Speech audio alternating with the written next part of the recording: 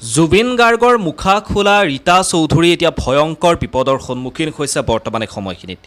লেখিকা ৰীতা চৌধুৰীক আপোনালোকে সকলোৱে চিনি পায় আৰু সেই ৰীতা চৌধুৰী এটা ভয়ংকৰ বিপদৰ সন্মুখীন হৈছে। তেওঁ মিডিয়াৰ জৰিয়তে এটা বিশেষ মন্তব্য আগবঢ়াইছিল আৰু সেই মন্তব্যই বৰ্তমান সময়ত বিপদ মাতি আনিছে ৰীতা চৌধুৰীৰ জীৱনলৈ।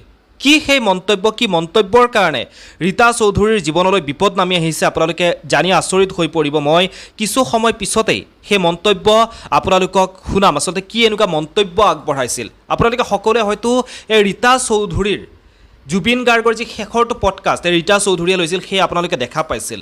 জুবিন গাৰ্গৰ মুখাখন খোল খুৱাইছিল এইগৰাকী ৰীতা চৌধুৰীয়ে। জুবিন গাৰ্গক আমি শিশুসুলভ বুলি কওঁ।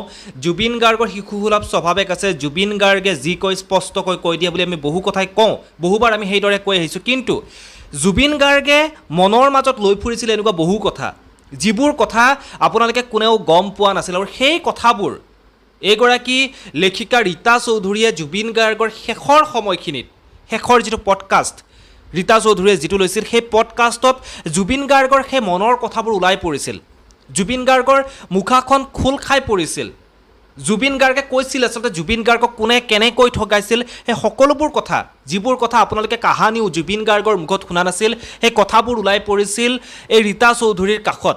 এটা ব্যতিক্ৰমী পডকাষ্ট, এটা ব্যতিক্ৰমী অনুষ্ঠান। আৰু সেই অনুষ্ঠানটো কৰাৰ পিছতে কেইদিনমান পিছতে জুবিন গাৰ্গক আমি হেৰুৱাইছিলোঁ। গতিকে এই ৰীতা চৌধুৰীক লৈ বৰ্তমান যিহেতু বহুতো তৰ্ক বিতৰ্ক চলি আছে, বহুতে ৰীতা চৌধুৰীৰ যি মন্তব্য আগবঢ়োৱা হৈছে সেই মন্তব্যক বহুতে সমৰ্থন কৰিছে, বহুতে সেই মন্তব্যক লৈ হিন্দু মুছলিম এনেধৰণে জাতি ভেদ কৰিছে।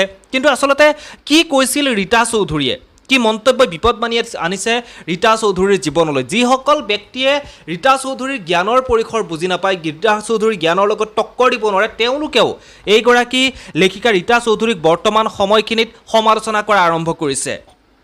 ৰীতা চৌধুৰীয়ে এটা মিডিয়াৰ জৰিয়তে এটা মন্তব্য আগবঢ়াইছিল।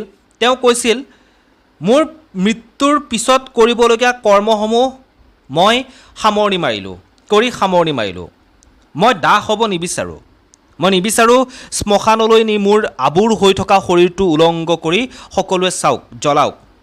প্ৰকৃতি মোৰ আই, মোক মাটিতেই শান্তভাৱে শুৱাই দিয়াটো বিচাৰোঁ।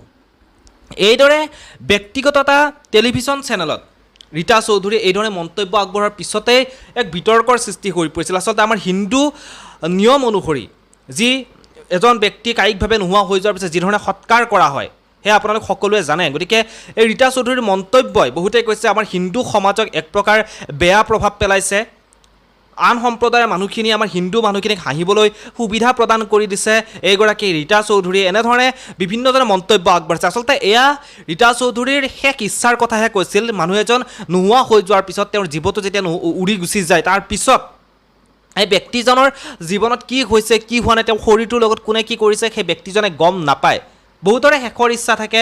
জুবিন গাৰ্গৰ শেষ ইচ্ছা আছিল ব্ৰহ্মপুত্ৰত উটাই দিয়াটো। জুবিন গাৰ্গে নিজেই কৈছিল, মোৰ মৃত্যুৰ পিছত মোক ব্ৰহ্মপুত্ৰত উটাই দিব, এনেধৰণৰ মন্তব্য আগবঢ়াইছিল। কিন্তু সেয়া যেন সম্ভৱপৰ হ'ল, সেয়া সম্ভৱ নহ'ল। জুবিন গাৰ্গৰ যি আমাৰ হিন্দু ধৰ্মৰ মতে যিবোৰ নিয়ম নীতি আছিল, সেই নিয়মেৰেই জুবিন গাৰ্গক সৎকাৰ কৰা হ'ল। গতিকে এয়া ৰীতা চৌধুৰীৰ নিজৰ এক ব্যক্তিগত মতামতহে আগবঢ়াইছিল। গতিকে এই ব্যক্তিগত মতামতক লৈ যিসকলে ৰীতা চৌধুৰীৰ জ্ঞানৰ পৰিসৰ ঢুকি নাপায় তেওঁলোকে বিতৰ্ক কৰা আৰম্ভ কৰিছে। এক প্ৰকাৰ এইদৰেই তেওঁক মানসিকভাৱে কষ্ট দিয়া আৰম্ভ কৰিছে ৰীতা চৌধুৰীক বৰ্তমান এই সময়খিনিত। আপোনালোকে কি ভাবে? আপোনালোকে মতামতখিনি জনাবলৈ নাপাহৰিব। কমেণ্ট বক্সত কমেণ্ট কৰি আপোনালোকৰ মতামতসমূহ জনাবলৈ আশা কৰিছোঁ। ধন্যবাদ, পুনৰ লগ পাম।